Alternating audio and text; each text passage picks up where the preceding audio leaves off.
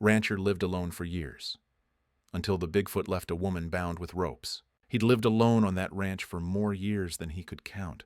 Each night the wind howled through the pines like ghosts whispering his name. But that night, something else answered. A heavy thud by the barn. A shadow too tall to be human moved beyond the rain. He grabbed his lantern and stepped out. In the mud, a footprint massive, deep, and fresh. Then a sound, a woman's faint cry. She lay there bound in ropes, trembling and cold. He knelt beside her, cutting the ties with shaking hands. When she opened her eyes, she whispered, "Please, don't leave me." Thunder rolled across the hills as he carried her inside, and in the distance beneath the storm, something huge was watching, waiting to return. The roar. In the night. The rain came down in heavy sheets, drumming against the rusted tin roof like 1,000 restless fingers. Wind howled through the tall pines, bending them until they groaned like old timbers. Lightning split the sky wide open, throwing flashes of white across the valley, and for a heartbeat, the mountains looked alive, breathing, watching. Carter Ranch sat alone in that wilderness, half forgotten, a lonely scar carved into the heart of Montana. Inside the wooden cabin, a single lamp burned. Eli Carter sat beside the fire, hands wrapped around a cup of cold coffee. The flames flickered across a face weathered by years of wind and silence. On the wall behind him hung a rifle and an old photograph, a woman smiling faintly beneath the brim of her bonnet. His wife, gone 8 winters now, taken by a storm that had never quite left his soul. The storm outside didn't bother him much. He'd grown used to the noise of nature. But then he heard something else, a deep, heavy sound coming from the barn, a sharp crash. Then the frantic cry of a horse. Eli rose at once. He reached for the Winchester on the wall, grabbed his oil lantern, and stepped to the door. When he opened it, a cold gust slammed into him, carrying the smell of rain-soaked earth and pine. The light from the lantern trembled as he pushed out into the dark. The world was nothing but rain and mud. Each breath turned to mist in the cold air. Eli's boots sank deep with every step as he crossed the yard. Lightning flared again, and his eyes caught something that stopped him still. A footprint, huge, deep, fresh, half filled with rainwater and almost twice the size of his own boot. He crouched, fingertips brushing the edge of it. His heart pounded hard against his ribs. He'd heard stories from loggers, from drifters passing through town, stories of something that walked upright but wasn't quite a man. They called it Bigfoot. Another flash of lightning lit the tree line, and for the briefest second he saw it, a shadow moving between the pines. Tall, broad, then gone. He whispered, barely breathing, "No, can't be." Eli kept moving the lantern's glow, pushing back only a few feet of the storm. The wind howled louder now, almost like words he couldn't quite make out. Then he heard it, a faint broken sound that didn't belong to the wind, a whimper, human. He turned toward it, lifting the light. At the edge of the field, half buried in mud, lay a figure, a woman. Her dress was torn, soaked through, her hair tangled across her face. Thick ropes bound her wrists and ankles.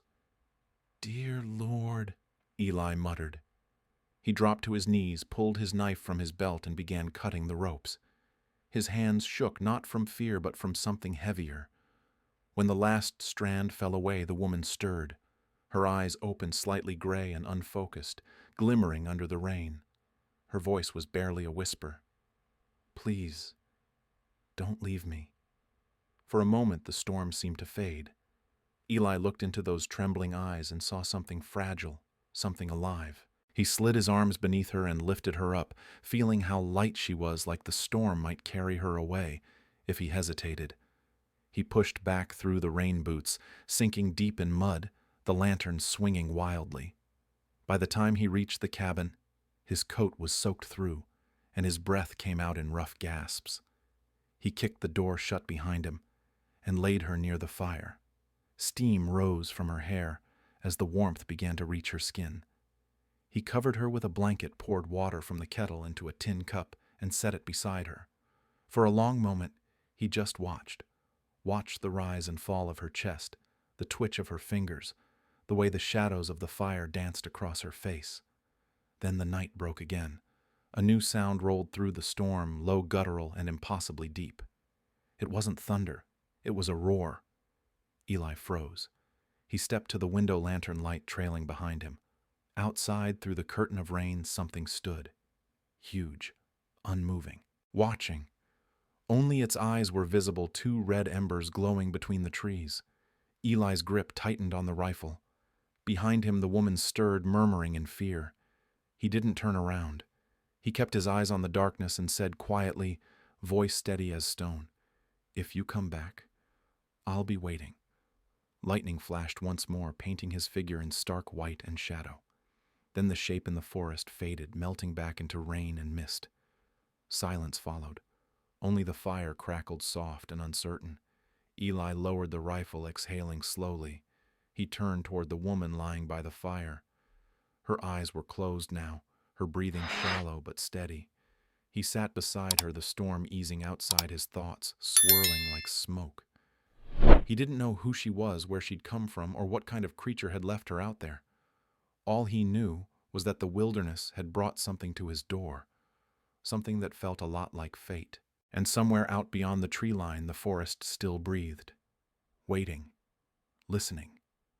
As the last roar of thunder rolled across the mountains, Eli Carter realized his long years of silence had just ended, and the night was far from over. Part 1. The Darkness After the Storm. The storm passed before dawn. What was left behind was silence, thick, heavy, and strange. The kind of silence that feels alive, like the earth itself is holding its breath. A pale mist rolled across the valley, swallowing fences, trees, and even the mountains beyond. Everything looked ghostly, half-formed in the cold gray light. The air smelled of wet pine and iron sharp as a knife. Inside the cabin, the fire had burned low. Eli Carter sat in his chair by the hearth, still wearing the same damp clothes from the night before. He hadn't slept. His eyes were fixed on the woman lying on the couch, the stranger the storm had left behind. She was still unconscious, her hair clinging to her face in wild strands. The ropes had left dark bruises around her wrists. Eli had wrapped them in strips of linen torn from an old shirt, his big hands surprisingly careful for a man used to handling rough things like fences, tools, and cattle. Every so often she murmured something under her breath, a name maybe, or just the echo of a nightmare. Eli didn't recognize a single word. Outside, the wind had quieted to a whisper. He set down his cup and rose from the chair. His boots thudded softly on the floorboards as he crossed to the window. The morning fog pressed against the glass, erasing the world beyond the pane. He opened the door. Cold air rushed in, biting at his face, and he stepped outside. The yard was a swamp of mud and puddles glittering faintly in the weak light. The storm had stripped the branches bare and scattered twigs like bones. Eli adjusted his hat, squinting through the fog as he walked toward the barn. The woods smelled of rain and horses, but something was wrong. He could feel it before he saw it. Near the water trough, the ground was disturbed, flattened deep, torn up in a wide circle. And there it was again. The footprints. Massive. Dozens of them. Circling the barn like a slow, deliberate dance. Some were half filled with rainwater. Others were fresh, heavy enough to still hold the shape of whatever had made them. Eli crouched beside one, tracing its edge with his glove. It wasn't the print of a bear. Too wide. Too long. The heel was human almost, but the rest stretched out into something that shouldn't exist. He straightened slowly, glancing toward the trees beyond the fence. The fog swirled there, dense and pale, and for a moment he thought he saw movement, a shape shifting in the mist. But when he blinked, it was gone. The horses inside the barn snorted restlessly. Eli walked in, patting their necks, whispering low to calm them. They were sweating, eyes wide, nostrils flaring. Something had spooked them badly during the night. He checked the feed, the tools, the rifle he kept near the door. Nothing out of place. Still, he couldn't shake the feeling that the world outside his ranch had changed somehow, that the line between stories and truth had blurred overnight. When he stepped back into the house, the woman was awake. She sat upright on the couch, wrapped in his old wool blanket. Her hair hung over her face, still damp, but her eyes, gray and uncertain, followed him as he came in. She flinched when the door creaked shut. "It's all right," Eli said quietly, setting the lantern down on the table. "You're safe now." Her voice came out cracked, barely audible. Where am I, Carter Ranch?" he answered. "About 10 miles from town. You were out there last night in the rain, bound up in ropes." Her brow furrowed. "I don't remember." She touched her temple, wincing as though the effort of remembering caused her pain. "What's your name?" Eli asked. She hesitated. I don't know." Her breath hitched. "Everything's just fog." Eli pulled a chair closer and sat down across from her. The firelight flickered between them. "Then we'll start with what we do know," he said calmly. "You're alive. You're safe. And I'm Eli Carter." She blinked at him, searching his face as though trying to decide if she could trust it. Finally, she nodded slightly. "Eli," she repeated softly. Her voice trembled, but the sound of it seemed to anchor her somehow. He reached for the small tin of salve he kept on the mantel.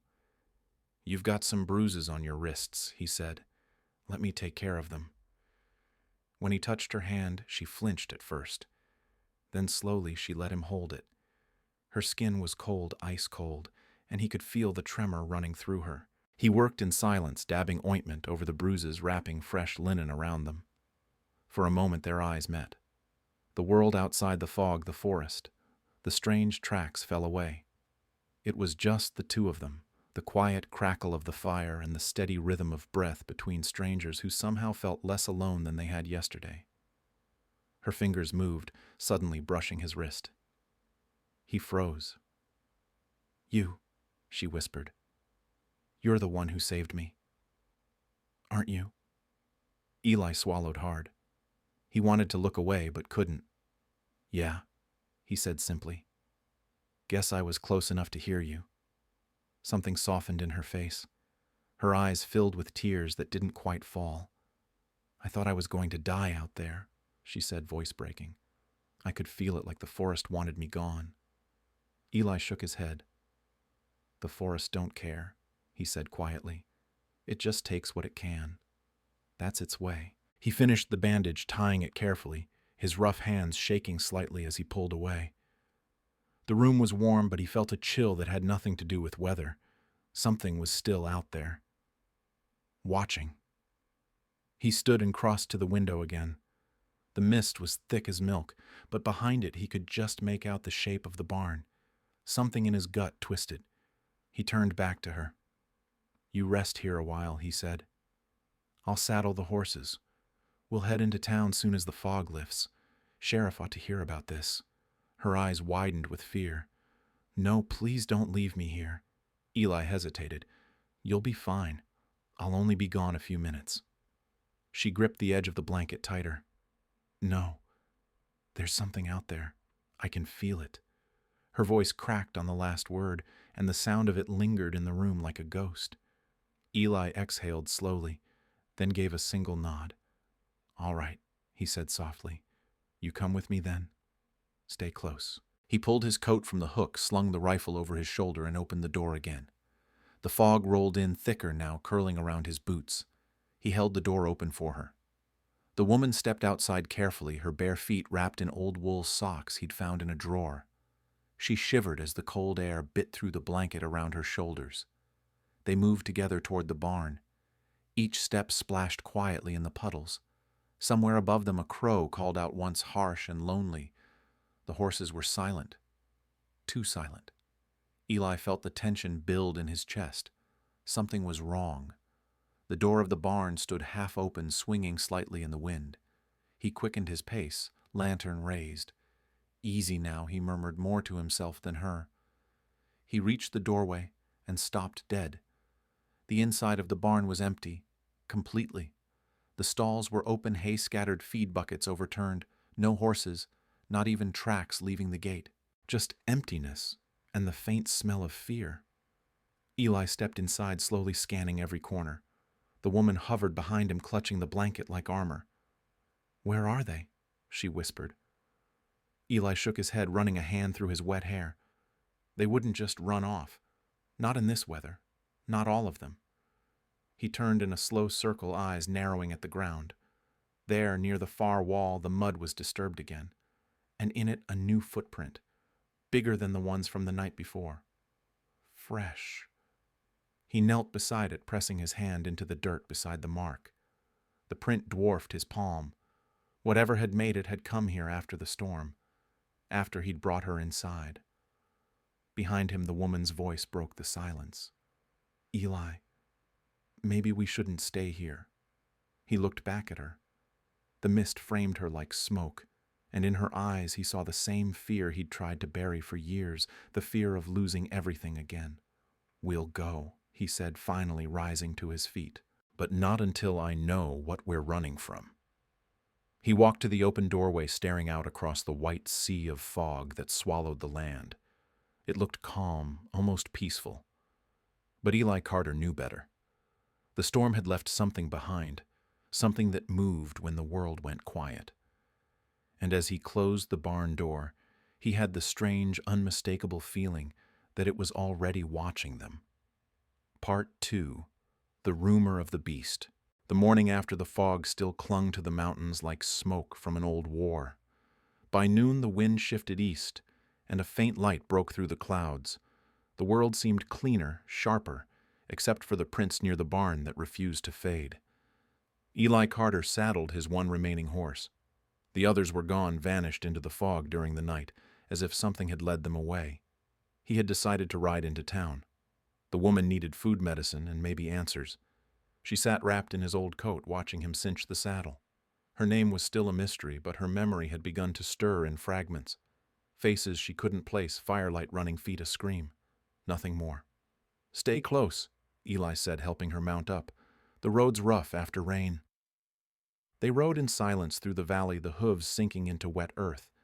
The air smelled of sage and pine, and far ahead, the faint outline of Larkspur town appeared, a scatter of rooftops against a sky the color of pewter. As they reached the main road, dust replaced mud. Wooden storefronts leaned under faded signs, General Goods Post Office Saloon. A stray dog crossed their path and disappeared behind a wagon. The townsfolk looked up as Eli passed. Some nodded politely. Most just stared.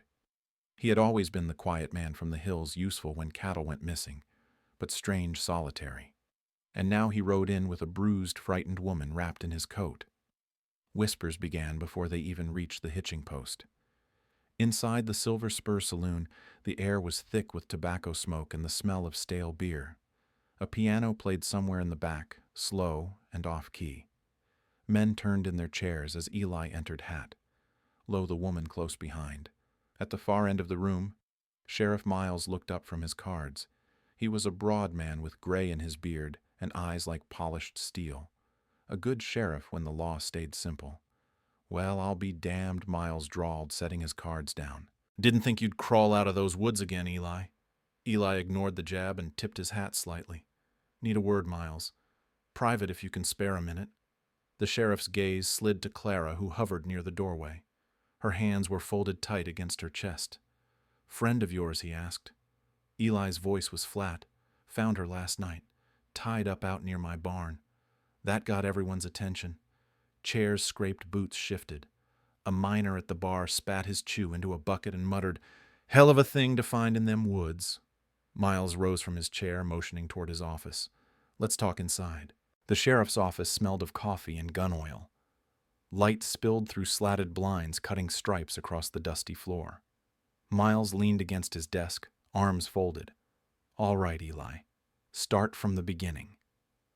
Eli told him everything: the storm, the footprints, the roar in the night, the way he'd found the woman bound and half dead in the mud.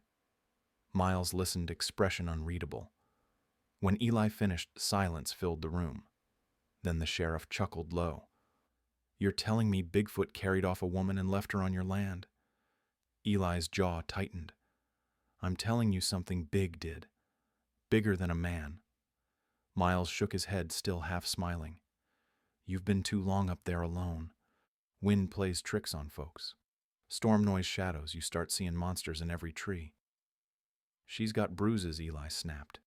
Rope burns clear to the bone. You think I imagined that too? The sheriff raised a hand. I didn't say you made her up. But monsters, come on, Eli. This ain't a dime novel. Behind them, Clara stood silent. She had been watching the two men, her gray eyes darting between them. I heard it, she said softly. It wasn't a man. Miles glanced at her, then sighed. Ma'am, I don't doubt you were hurt. But out there, it's easy to get turned around. Wolves, bears. Even folks do strange things in storms. He turned back to Eli. I'll file a note about a trespasser, maybe send a deputy to look around, but Bigfoot folks'll laugh me out of this office. Eli said nothing. The muscles in his jaw worked once, then stilled. He turned toward the door.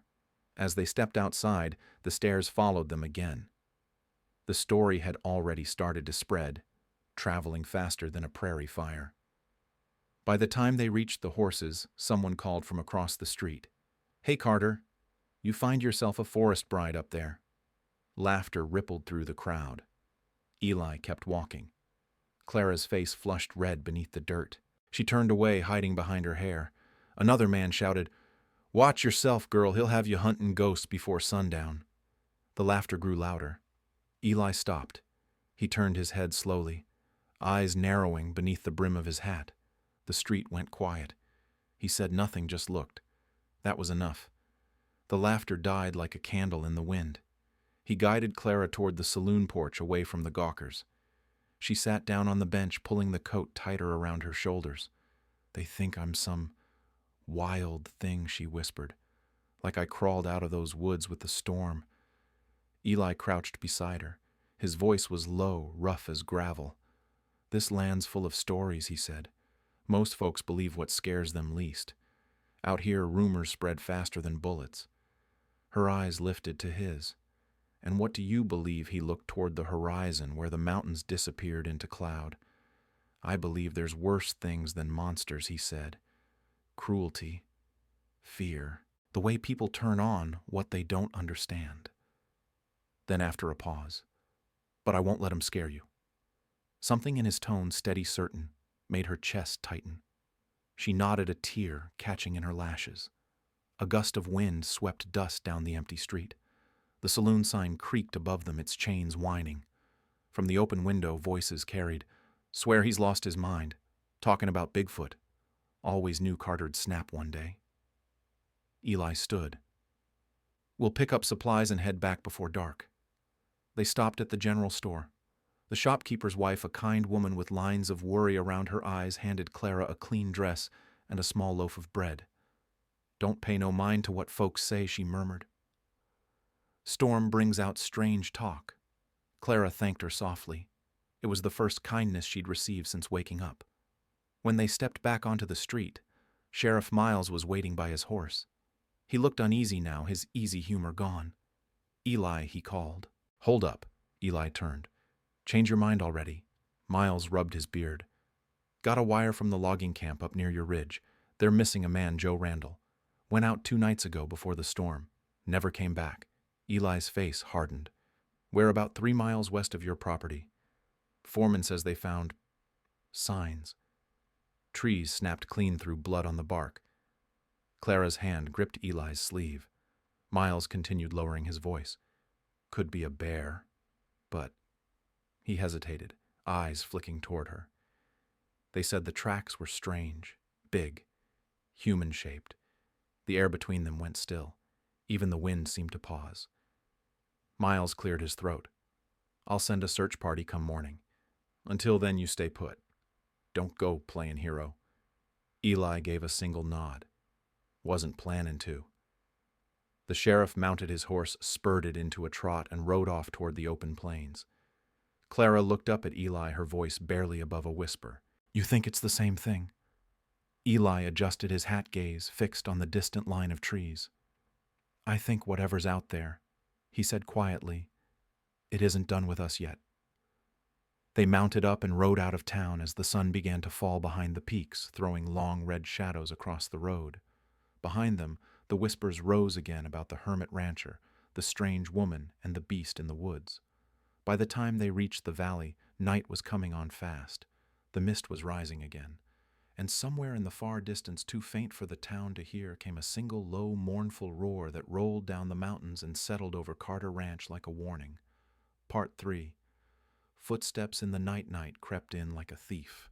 A thin moon hung behind drifting clouds, silver light sliding across the valley and painting the Carter Ranch in shades of ash and blue.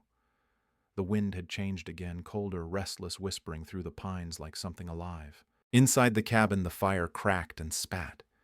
Shadows swayed across the walls, climbing over shelves lined with lanterns, old tools, and dust-covered books that no one had opened in years. Eli sat at the table, cleaning the Winchester. The metal gleamed orange in the firelight. Across the room, Clara folded the blanket. She had used her movements small and careful, as though afraid to disturb the quiet. Since returning from town, the two had spoken little. The whispers, the laughter, the sheriff's warning, all of it had left a weight between them, heavier than the storm that had brought her here. Outside, the wind moaned. Somewhere far away, a coyote answered. Clara looked up from the fire. "Do you ever get used to it?"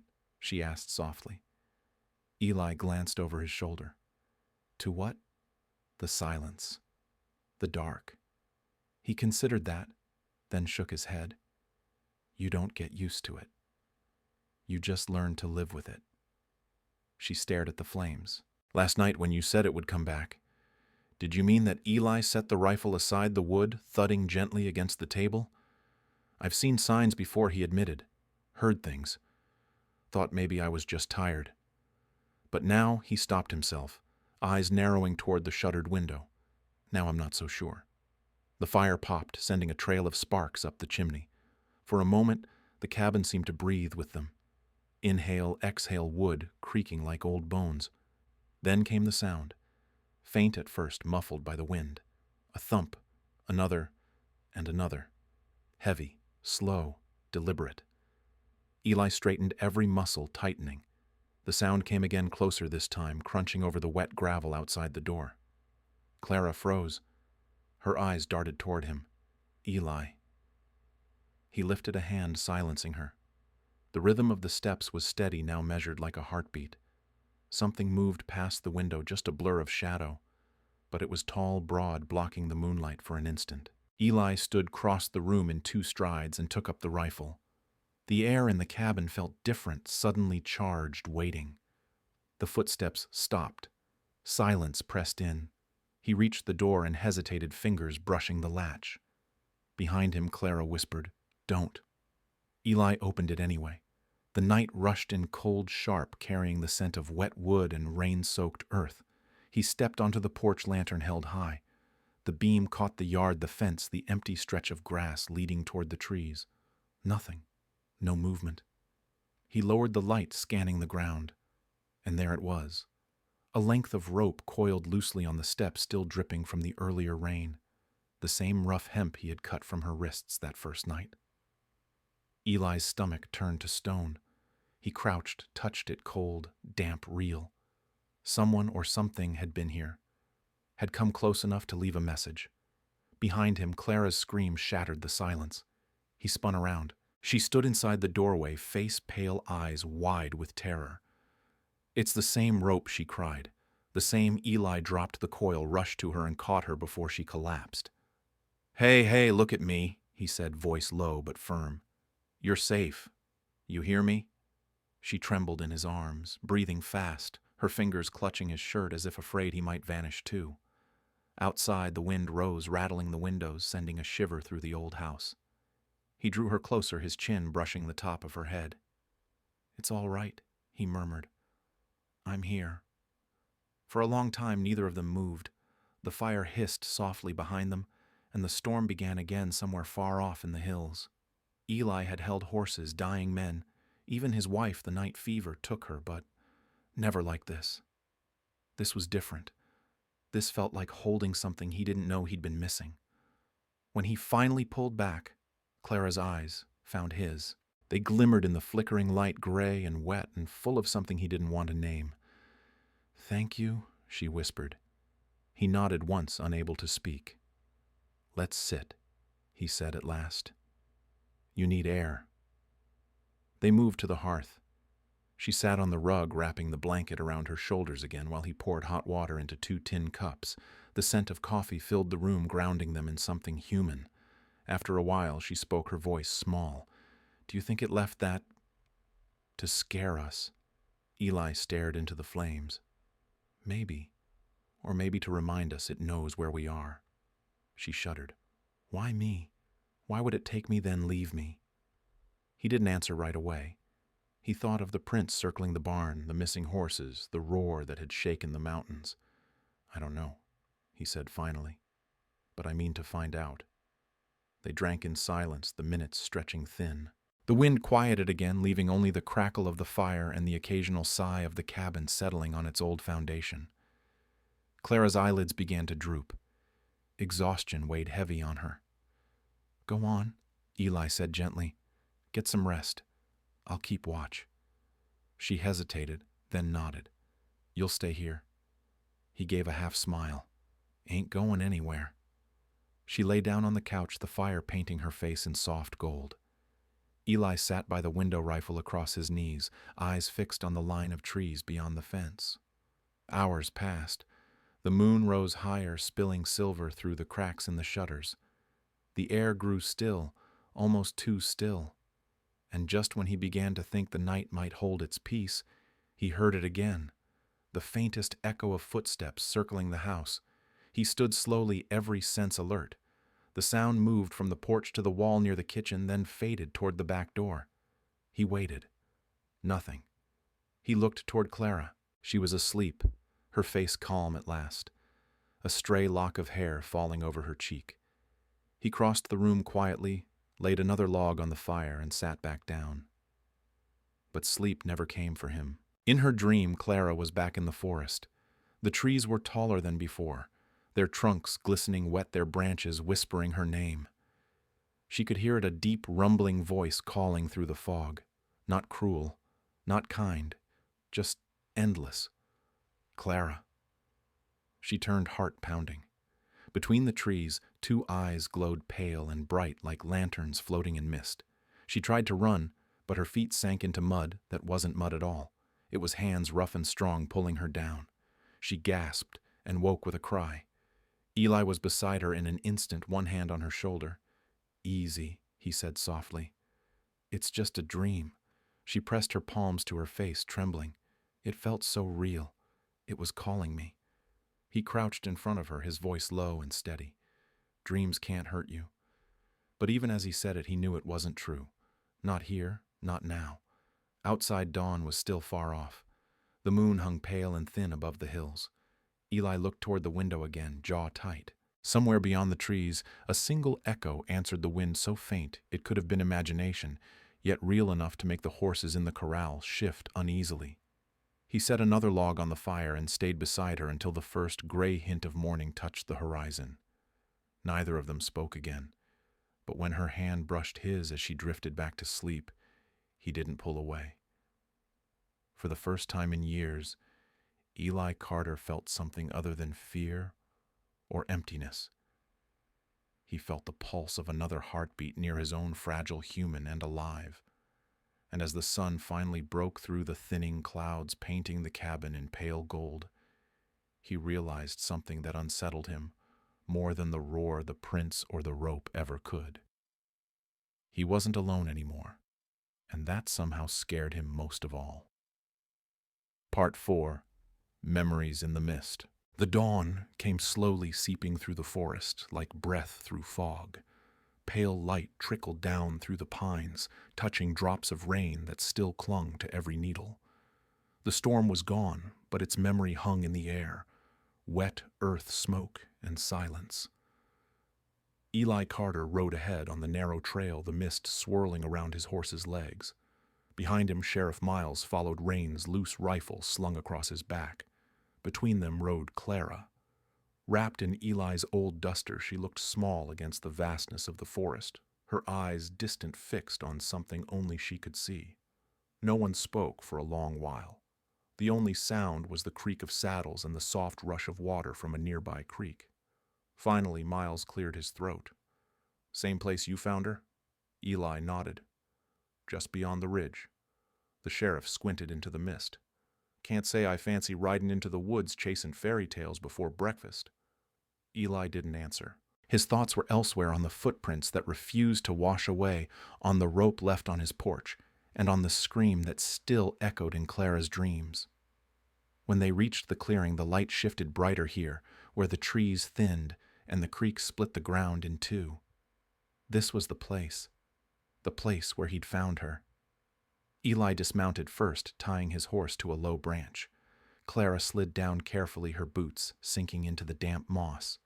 She stood there for a long time, staring at the earth as if it might speak. Miles crouched near the bank, turning over a handful of mud. "No prints left," he muttered. Whatever it was, the rain took it. Eli didn't move. His gaze was on Clara. Her breathing had quickened. Her hands were trembling. "Clara," he asked gently, "what is it?" She didn't answer. She took a few steps forward into the tall grass where the light was soft and golden. Her eyes darted from tree to tree, following something invisible. Then suddenly she froze. "It was here," she whispered. "Right here." Miles looked up. "You remember something?" Clara's fingers reached for her temple as though the memory hurt to touch. I wasn't alone," she said slowly. "There were men with me, 4 of them. We were hunting." Eli frowned. Hunting what? Her voice trembled. Not what? Who? She turned toward the creek, her eyes unfocused, searching through time. "They said it was just an animal. Big, maybe worth money. They'd heard stories, wanted proof. I told them to stop when we saw the shapes moving between the trees." Her breath caught. Then it stood up. Miles straightened. "You're saying you saw it?" She nodded. 7, maybe 8 feet tall. Hair like wet earth. Eyes like amber fire. It didn't roar first. It just watched us. The men aimed their rifles. I begged them not to shoot. The words began spilling faster, now tumbling from some deep well inside her. They fired. It moved faster than anything I've ever seen. One man flew into the trees. Another, it broke him like a branch. I ran. It caught me, but it didn't hurt me. It just held me. And then everything went dark. She sank to her knees, clutching her head. Eli stepped forward, kneeling beside her. "Easy," he said softly. Tears streaked down her cheeks, mixing with the mist. "It wasn't evil," she cried. "It was scared. We came into its home. We were the monsters." The sheriff said nothing. The forest seemed to hush around them, the whisper of the creek the only sound. Eli looked at her.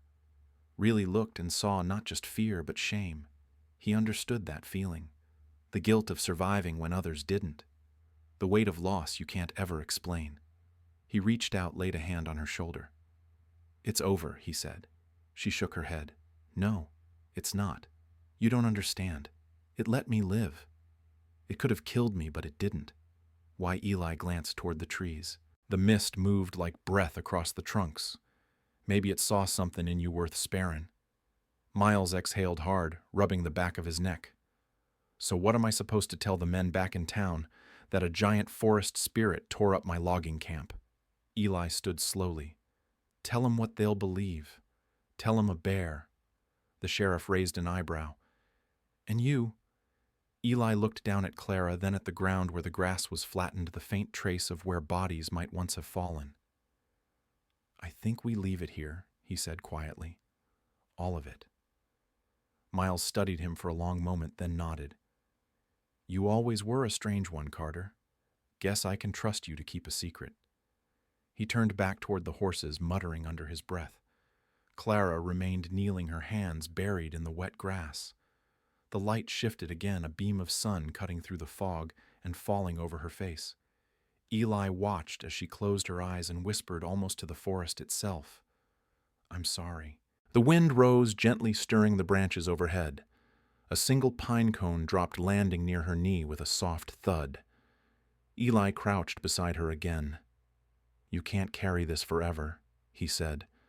She looked up at him, eyes red. "Then what do I do with it?" He glanced at the creek, where the water caught the morning light and shimmered gold. "You bury it. Right here. Same as the dead." For a while neither moved. Then Clara reached for a handful of soil, scooped a small hole beside the stream, and let the dirt fall back through her fingers. The gesture was simple, almost childlike, but it steadied her. When she looked back up, Eli was smiling faintly. "That's a start," he said. Miles called from his horse. "We leavin' or setting up camp?" Eli helped Clara to her feet. "We're comin'." She swayed a little, exhausted, but the weight in her shoulders seemed lighter. The three of them mounted and began the slow ride back through the forest. The mist thinned as the sun climbed, burning away the shadows. Birds began to sing again, tentative, as if testing whether the world was safe. Halfway down the trail, Miles broke the silence. "You really mean to keep this quiet?" Eli nodded. "World don't need another monster story. It needs peace." And the logger, Eli's gaze stayed on the path ahead. "If he's gone, then the woods took him." "That's enough." The sheriff grunted, unsatisfied but unwilling to argue. "You've changed, Carter. Used to be you'd chase trouble down just to prove it existed. Maybe I learned it ain't always worth proving." Eli said. Clara turned her face toward the breeze. Her voice was soft but steady now. "It's better this way. If they go looking for it, they'll only wake it up again." Miles spat over the side of his horse. "Fine. But if something else happens up here, it's on you." He spurred his mount and rode ahead down the trail, leaving a swirl of dust and mist behind him. Eli and Clara continued side by side. After a while, she asked quietly, "Why did you tell him to bury the truth?" Eli didn't answer right away. The forest opened into sunlight, the valley stretching wide before them. "Because not every truth sets you free," he said at last. "Some just keep you looking over your shoulder forever." They rode on in silence until the cabin came into view, small, weathered, waiting. Clara looked toward the ridge one last time.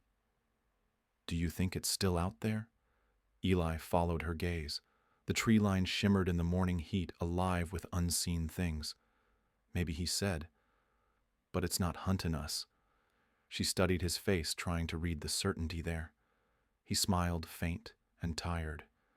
"Let the forest keep its ghosts. We'll keep ours." When they reached the yard, the last of the mist drifted away, leaving only sunlight and the quiet sound of the stream below. Clara dismounted her boots, touching the ground like a promise. Eli untied the horses, glancing once more toward the hills. For the first time since the storm, he didn't feel the weight of watching eyes. He turned to her. "Come inside. I'll make coffee."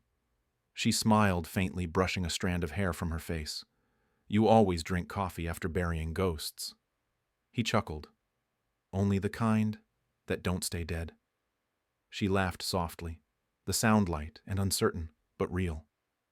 As they stepped through the doorway, the wind stirred one last time through the pines, carrying with it the faint scent of rain and something older, wild, gentle and free. The forest would remember what had happened here, but Eli Carter would remember something else entirely, that mercy could live even in a beast, and forgiveness could grow like sunlight through mist in two broken hearts that had found each other by chance. Part 5. When the shadow returns, the storm came without warning. By nightfall, the wind was already howling through the valley, tearing at the fences and slamming the shutters of the Carter ranch like fists. Thunder rolled across the mountains long and deep, and lightning lit the sky in brief, blinding flashes. Eli stood at the window, staring out into the blackness beyond the porch. The rain came sideways, drumming against the glass. Behind him, the fire fought to stay alive, sputtering in the draft. Clara was at the table, folding the last of the supplies they had brought in from the barn: blankets, candles, the small revolver that looked absurdly tiny in her hands. She had grown stronger these past weeks, but storms still made her tremble. He could see it in the way her shoulders tensed with every crack of thunder. "It'll pass," Eli said quietly. She nodded, forcing a smile. They always do. Another flash tore through the sky, lighting the room like daylight. For an instant, the shadows on the wall stretched into monstrous shapes, then vanished. The horses screamed from the corral. Eli moved to the door. "Stay inside." He stepped out under the porch roof, lantern in hand. The rain hit him hard and cold. He lifted the light toward the yard and froze. At the edge of the field, just beyond the fence line, something moved. Massive, upright. Each step shook the ground. Then came the sound, the deep guttural roar that seemed to roll straight out of the mountain itself. It wasn't the cry of an animal. It was older than that. Wounded, angry. The horse's reared eyes white. Clara appeared in the doorway behind him, pale in the flickering light. "Eli," he turned, voice firm. "Down to the cellar. Now." Her lips parted to protest, but one look at his face stopped her. She disappeared inside, pulling the trap door open. The lantern light vanished with her. Eli chambered around in the Winchester. The sound was swallowed by the storm. He stepped off the porch and into the rain. Lightning flared again, and there it was. Bigfoot, closer than it had ever been. The creature towered above the fence, its fur slick with rain steam rising from its body in the cold. But what caught Eli's breath wasn't its size, it was the way it moved, slow, struggling. Its left arm hung limp, blood mixed with mud down its flank, and in its other arm it cradled something small huddled against its chest, a smaller shape trembling. A child. Its child. For a long heartbeat neither moved. Rain hissed between them. The creature's chest rose and fell each breath, ragged. Its eyes glowed faintly gold in the lightning, no rage, now only pain. Eli raised the rifle, then stopped halfway. The barrel wavered. His mind filled with Clara's words. It wasn't evil. It was scared. He lowered the gun. The creature swayed, took one heavy step forward. The little one whimpered a thin, almost human sound. Eli's stomach twisted. "You're hurt," he said, though the words were useless against the storm. Another step, and the creature's knees buckled. It sank to the ground with a shudder that shook the porch. The small one slipped from its arm, collapsing beside it. The larger beast reached out weakly, brushing its hand, massive black, trembling over the smaller body. Then it looked up at Eli. Lightning flashed again, and in that split second Eli saw everything: fear, exhaustion, and a strange, aching gentleness. A father protecting what it loved. He let the rifle fall to the mud. Slowly, cautiously, he walked forward. Behind him, the cabin door burst open. Clara's voice cut through the rain. She ran to his side before he could stop her, the hem of her dress plastered with mud. Her eyes widened as she saw the creature lying there. "Oh, God," she whispered. The smaller one was motionless. The larger let out a sound, half growl, half moan, that made the ground vibrate.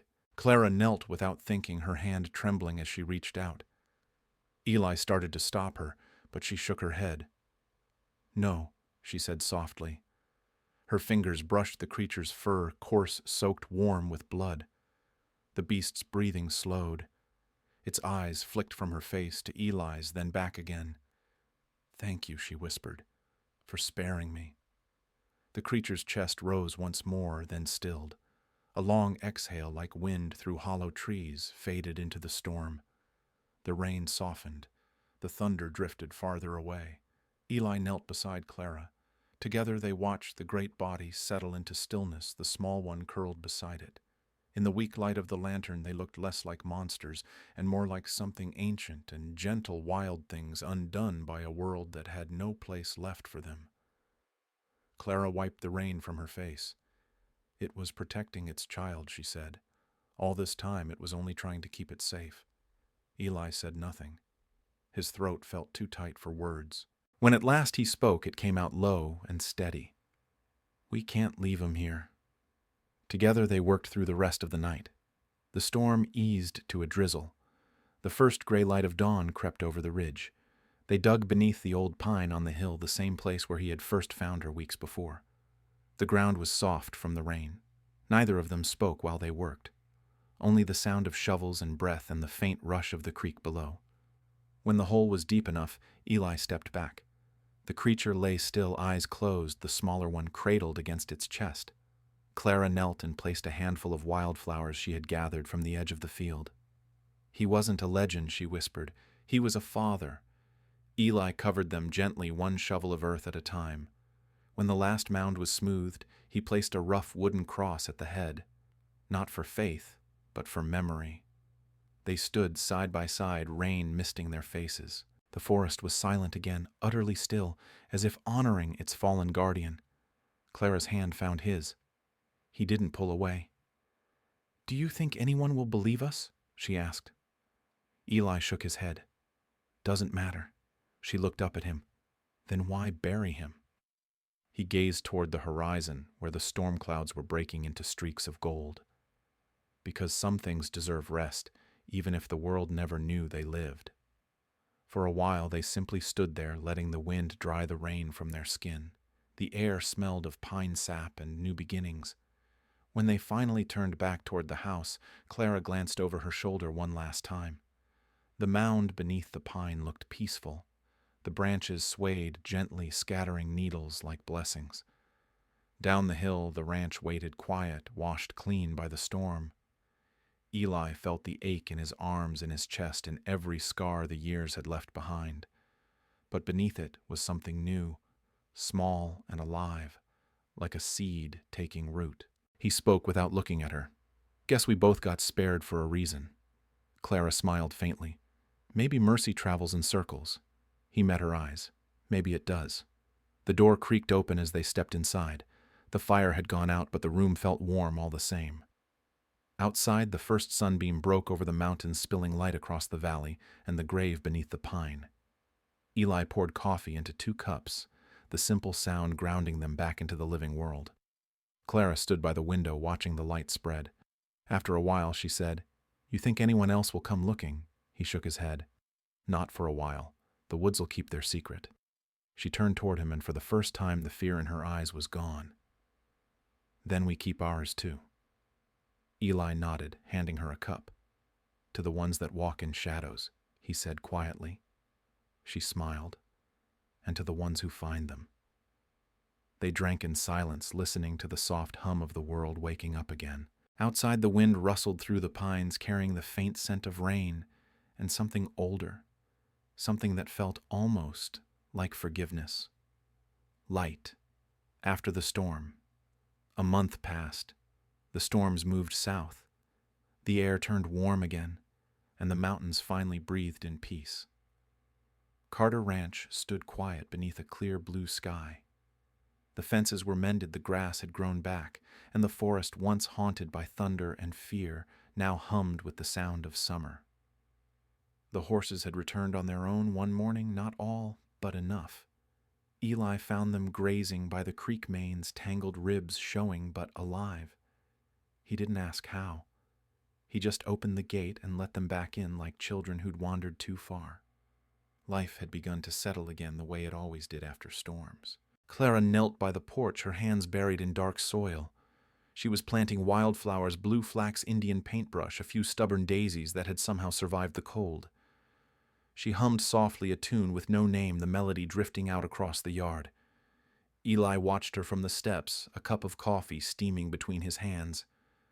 The smell of roasted beans mixed with pine and sunshine, and for the first time in years he realized the silence didn't feel heavy anymore. It felt full. "Those'll bloom fast," he said. She looked up, smiling. "That's the idea. Something new after everything old washed away." He nodded. "You've got a good touch. This place needed color again." Clara brushed dirt from her palms. "So did you." Eli chuckled under his breath, shaking his head. "You're learning to talk like you've been here all your life." "Maybe I have," she said softly. "Feels that way sometimes." The sun hung low, painting the fields in gold.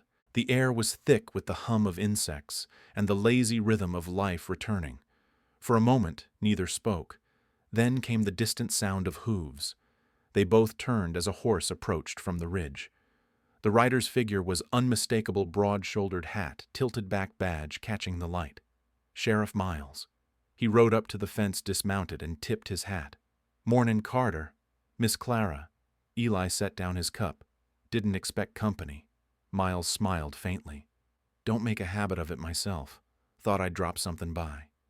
He reached into his coat and pulled out a folded piece of paper, handing it over. Eli opened it. A few lines in the sheriff's blunt handwriting read, "No more missing men. No more tracks. The woods are quiet." "That's good news," Eli said. "Best I've had all year." Miles hooked his thumbs into his belt. Whatever was up there, it's gone. Maybe for good. Clara met his gaze. You're not curious what it really was. The sheriff's smile faltered. Curious, sure. But I reckon some questions keep better unanswered. He looked toward the mountains. World's got enough ghosts without me digging up new ones. Eli nodded, folding the paper and tucking it into his pocket. Appreciate you riding out this far? Miles adjusted his hat. Just do me a favor, Carter, try staying out of trouble. This town ain't built for legends. Eli smirked. Neither am I. The sheriff swung back into the saddle. Then we're even. He turned the horse toward the ridge, raising a hand in farewell. By the time the dust settled, he was already a shadow among the trees. The day slipped into evening. A soft orange glow spread over the valley. The mountains looked calm again, their peaks silver under the fading light. Clara joined Eli on the steps, wiping her hands on her apron. The smell of wet earth lingered around her. She sat beside him, their shoulders brushing lightly. Neither spoke for a long time. The world didn't need words right then. Eli poured what was left of the coffee into her cup and said quietly, I keep thinking about what he wrote. The woods are quiet. Clara nodded. Maybe they're healing. He stared out toward the tree line. Maybe. Or maybe the forest just went back to keeping its secrets. A breeze stirred the flowers by the porch. Petals fluttered like soft wings. Funny thing, he said after a moment. When I was a boy, my father used to tell stories about spirits that guarded the land. Said if you ever hurt one, the mountains would remember. Clara smiled faintly. Maybe they remembered mercy this time. He looked at her, the corners of his mouth lifting. Maybe Bigfoot just wanted us to know. The forest has a heart, too. Her eyes met his. And you think it forgave us? He thought about that, watching the last light fade behind the ridges. I think it taught us how he said. The air grew cooler, scented with pine and rain-soaked soil. Somewhere a nightbird began to sing. They sat there as the sky deepened to indigo, the stars beginning to appear one by one. The fireflies came next, blinking lazily among the flowers Clara had planted. Eli leaned back, resting his arms on his knees. For the first time since he could remember, he felt no weight pressing against his chest, no guilt, no loneliness. Just quiet. Just peace. Clara rested her head against his shoulder. You ever think about leaving? She asked softly. Used to, he said. But where would I go? Everything I've been running from is buried right here. She smiled against his sleeve. Then maybe we stay. Keep the ranch, grow the garden. He glanced down at her. You saying you're staying too? She lifted her head, eyes bright in the twilight. I think the forest wants me to. He laughed quietly, shaking his head.